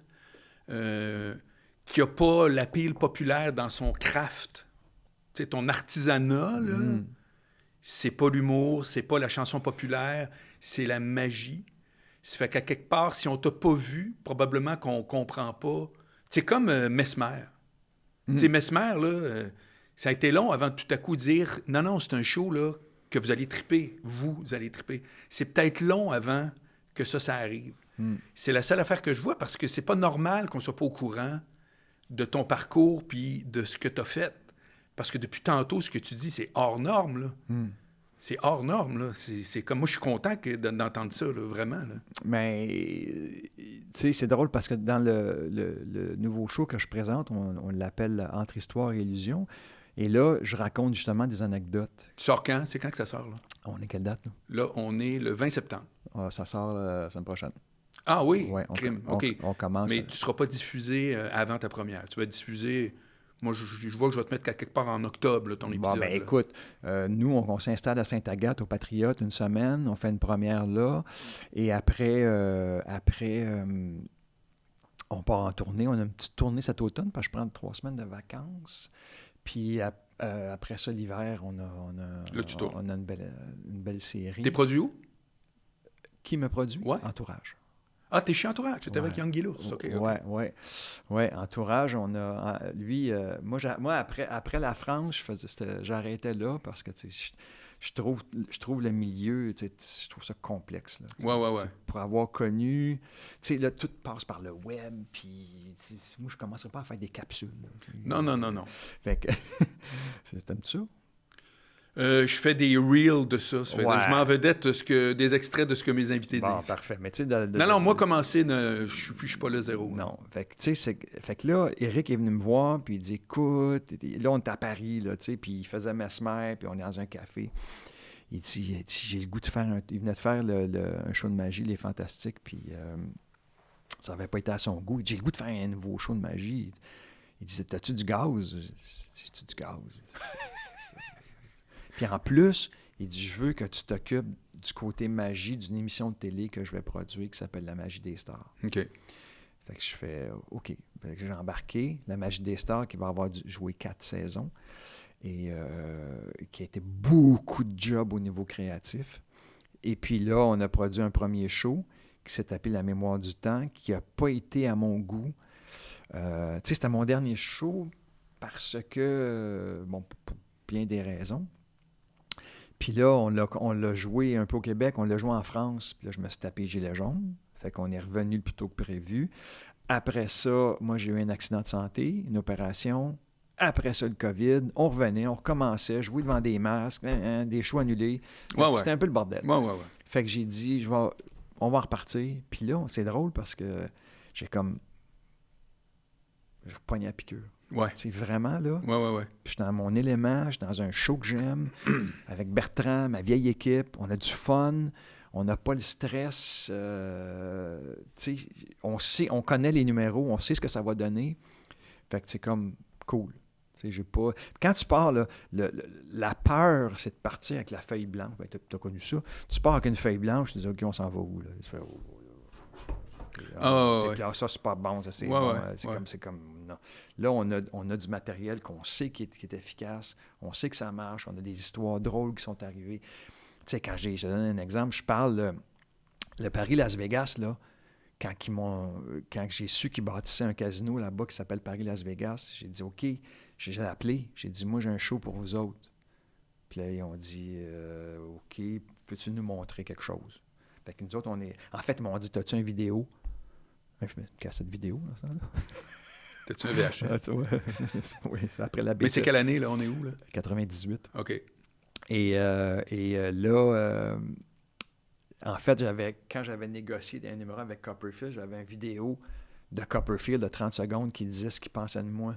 Okay. Parce qu'il était venu me voir en show, tout ça. Fait que j'ai pas envoyé des extraits de mon show, j'ai envoyé ça. T'as envoyé un témoignage. Fait qu'ils ont dit, OK, go. Fait que là, ce pitch-là que j'ai fait à Las Vegas, c'était une horreur, une catastrophe. Pour vrai? Une catastrophe. Parce que le téléphone, il devait avoir 100 personnes. Ouais. Finalement, il y en a eu 3. 3? Les 3 décideurs. Moi, je suis arrivé dans une salle le casino est en construction. Là. C'est des murs en carton, des outils. Là, on bâtit un théâtre. Là, ils arrivent. Et là, ils se placent devant moi, les trois. Puis là, ils me disent « Welcome to Paris, Las Vegas ». Il dit « You have 20 minutes ». Je fais « 20 minutes ». Ça, c'est beaucoup pour 3 personnes. Et là, j'avais amené 3 numéros, Marc. Puis, premier numéro, le téléphone du boss a sonné. Deuxième numéro, le système d'alarme a parti. Troisième numéro, l'électricité a manqué. Ben voyons, sérieux? Ouais, dans 20 minutes. Wow. Parce que c'est en construction. Ben non, je comprends. C'est quand même fait que des là, belles conditions d'audition. C'était super. Et là, ils me disent « OK, we understand the situation. » On comprend ce qui s'est passé. Ouais. Et là, ils m'amènent dans un local. Ils disent « Tu peux nous impressionner ici? » Et là, le numéro que je leur ai fait, Oui. qui va m'avoir donné 6 mois de contrat sur la strip, Ouais. je le fais aux gens. OK. Je leur fais revivre l'angoisse puis la situation que j'ai vécue. OK. Eux autres, ils deviennent un peu comme les décideurs. Tu sais. Ouais. Fait que c'est ça un peu le show. C'est de faire revivre des choses, des moments que j'ai vécu puis qui Parle-moi qui de me reviennent. magie. Parle-moi juste de magie. Moi, je connais pas ça, là. Tu sais, on a vu, t'as mordu là-dessus, pourquoi, tout ce que t'as fait en partie, on n'a même pas fait tout le tour, mais c'est quoi la magie?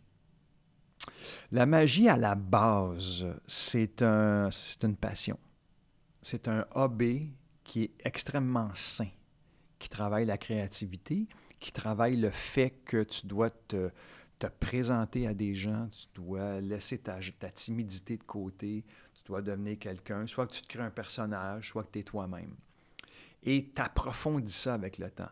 Tu as des livres, nous, on a eu des cassettes, on a eu des DVD après, il y a des tutoriels maintenant. Tu peux apprendre des tours, ce qui ne fera pas nécessairement de toi un bon magicien, parce que c'est un ensemble de choses. C'est quoi tes critères, toi, de c'est quoi un bon magicien? Parce qu'évidemment, toi, t'en as, puis peut-être un autre en a d'autres, là, je suppose. Ouais. Ben, Comme dire, c'est quoi un bon humoriste? Oui, mais c'est ça. Ça dépend. Si toi, tu as un numéro de 10 minutes que tu vas faire toute ta vie en humour, puis que tu vas jouer, ou au cirque, que tu vas faire le même numéro à travers le monde, ça, c'est une chose. Mais de faire des shows d'1h30... Et de les renouveler. Là, ça prend beaucoup de côtés de ta personnalité. Ta créativité, d'être différent des autres, de surprendre, d'émouvoir, de faire rire, de faire pleurer, de faire réfléchir, les claques à gueule au public à l'occasion. C'est un ensemble d'éléments qui vont faire que le magicien va être un bon magicien. Quand on me demande un conseil, moi, des jeunes viennent me voir, mais je dis « Trouve-toi. » Ah oui? Direct de même? Trouve-toi. Trouve qu'est-ce que t'es OK. avant de savoir qu'est-ce que tu veux faire. Avant la technique? Moi. Parce que si tu apprends la technique, tu vas plus copier quelqu'un d'autre, puis tu vas devenir quelqu'un d'autre. Si toi, c'est quoi tes forces? C'est quoi tes faiblesses? Es-tu bon pour communiquer? As-tu une présence sur scène? Es-tu à l'aise? Si tu parles pas, es-tu correct? Tu sais, parce qu'il y a des numéros que tu fais silencieux, mais es-tu capable de projeter? Tout ça. Qu'est-ce que tu veux que les gens se rappellent le plus quand ils quittent le théâtre? Tous ces éléments-là, c'est ce que je leur dis. OK. Ça va où? Je ne sais pas. Tu sais, aujourd'hui... Mais à la base, c'est de faire des bons trucs, là. Tu comprends, là? Ouais. Bien, tu peux être... Moi, j'ai vu des magiciens... écoute, à un moment donné, on est dans un congrès de magie en Belgique. Et là, ça fait longtemps, là. Et là, il y a un gars... On est comme 4-5 magiciens d'Amérique du Nord. Il est minuit le soir. Et là, on joue à un jeu, on se passe un jeu de cartes. Puis là, chacun fait ses affaires qu'on a développées durant l'année. Tu sais. Et là, il y a un gros gars qui arrive avec des lunettes épaisses qui casse l'anglais. Mais tu sais, aucune... Tu sais, c'est comme... Puis là, il dit, peux-tu me joindre à vous? Tu sais. Ben oui, pourquoi pas? Et là, le jeu de cartes arrive à lui. Marc, il nous a assommés. Le premier tour, on a fait « What? » Deuxième tour, « What? » Puis là, c'était bang, bang, bang, bang, bang. Là, pendant une demi-heure. Wow. Ouais. Et ce gars-là est devenu champion du monde. Il y a une compétition de magie? Lui, il est devenu champion du monde. Okay. Du monde, là. Ouais, C'était comme le meilleur cartomane au monde. Puis en plus, il était malhabile. Mais il n'a jamais vendu un billet. Ah. Tu vois? Fait que c'est ça l'affaire. Ouais. Fait que, mais lui, il est dans le monde... C'est là que ça touche ce que tu dis, c'est que la magie, c'est un couloir ensemble. étroit. C'est-à-dire que la magie, ça vend rien. C'est un magicien qui met sa couleur, Ben oui. qui fait Bien circuler sûr, le... bien sûr. Puis lui, ce gars-là, a été en demande par plein de clubs de magiciens à travers le monde. Parce que c'est sa technique, Ben, sa c'est façon. comme un joueur de jazz. Ça vend pas de tickets, mais les autres musiciens font comme « Ah, lui, il est extraordinaire. Ouais. Puis c'est souvent vrai. C'est vrai. Mais c'est comme, tu sais, tu fais une fois l'été, là, festival de là, on jazz. adore ce genre de musique-là. Moi, si je suis pas capable de faire le refrain après l'avoir écouté 3 fois, je fais ça va être correct. Là, non, mais c'est vrai, tu sais, man, c'est un peu n'importe quoi. C'est ça, là. Fait que, oui, mais c'est un plaisir pour moi d'avoir vécu ça. Tu sais, c'est comme, c'est de se faire bluffer nos propres connaissances, puis il a amené ça ailleurs. C'est pour ça que tu dis qu'il y a des magiciens de magiciens. Exactement. Là.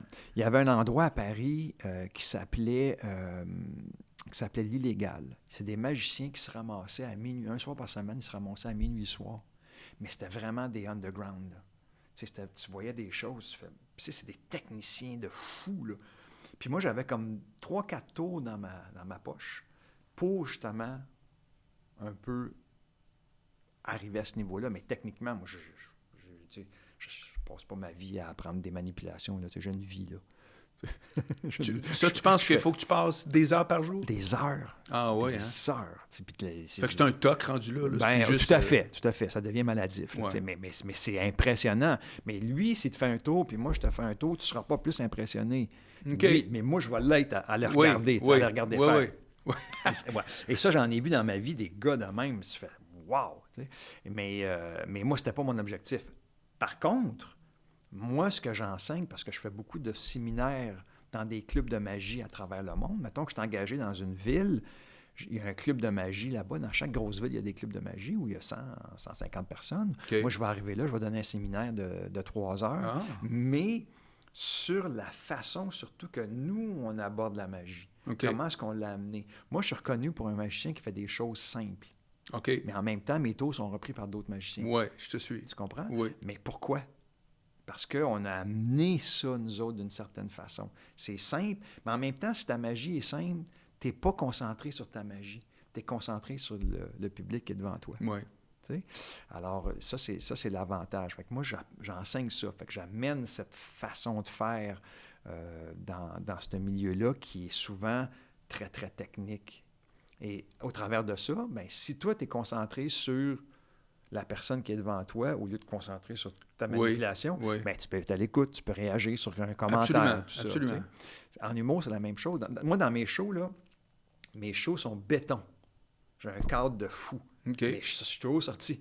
OK. Je sors du cadre, okay. Là, je suis en réaction avec quelqu'un, puis là, je reviens dans le cadre. OK. Mais il faut que ce soit solide, ça. OK. C'est que toi, t'es bâti à virgule près, mais c'est pas vrai qu'il faut que ça reste de même. La magie. J'ai des textes. J'ai ma présentation, ma magie, mais je peux sortir de droite à gauche. OK. Fait que ça a l'air comme... Ça a l'air cool. Oui. Ouais, tu viens jaser. C'est ça. Ouais. On vit ensemble un moment. Ça se peut qu'il se passe quelque chose ce soir, je sais pas. Bien des situations. J'en ai vécu des affaires un moment. Je fais un numéro avec le téléphone. J'avais créé ça en 1995, où les gens appellent du monde. Puis là, je fais de la magie avec le monde, puis je leur parle, tu sais. Fait que là, à un moment donné, je pogne une madame, j'étais au Lac-Saint-Jean. J'ai dit, elle avait une vieille. J'ai dit, hey, vous, comment ça va? J'ai dit, ça va bien, magicien, J'ai dit, êtes-vous bonne cuisinière? Certainement. J'ai dit, c'est quoi votre spécialité? Elle dit, les tartes, monsieur. Ça, oui, sont-tu bonnes? Elle dit, c'est meilleur. Je crois pas. Elle dit, en voulez-vous?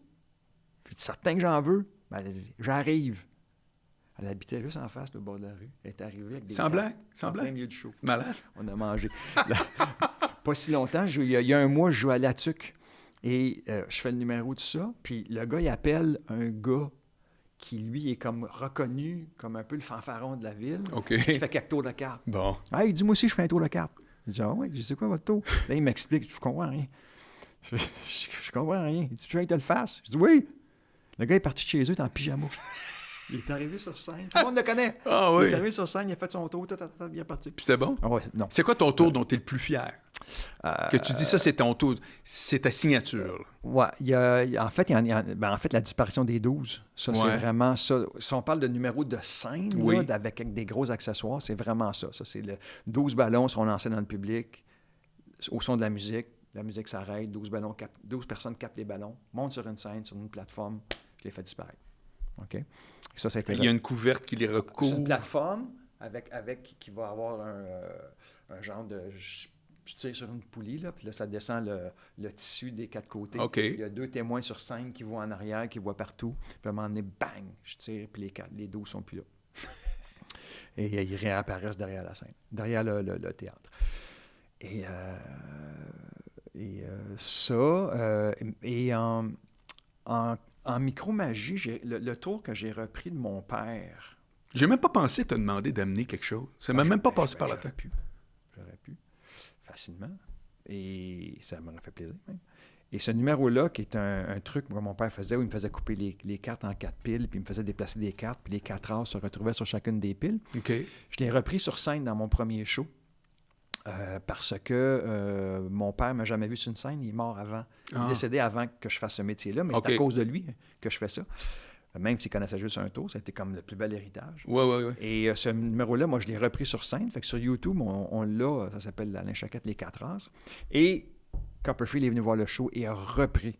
C'est le premier tour qu'il a repris de mon répertoire. Puis avec ta permission? Bien sûr. Oui.